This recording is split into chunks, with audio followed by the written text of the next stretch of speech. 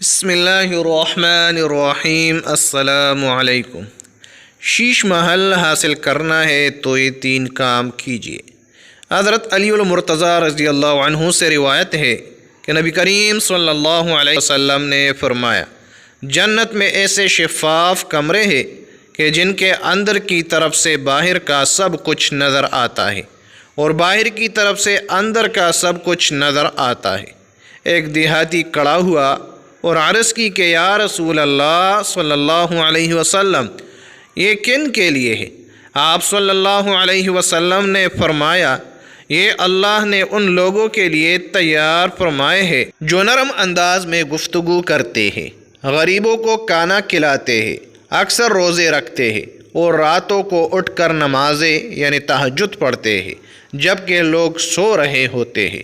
اللہ تبارک و تعالیٰ سے دعا ہے، اللہ تبارک و تعالیٰ ہم سب کو جنت الفردوس میں اعلیٰ مقام نصیب فرمائے، آمین ثم آمین۔ پیارے ناظرین، مزید اچھی ویڈیوز دیکھنے کے لیے ہمارے اس چینل کو سبسکرائب کیجیے۔ شکریہ۔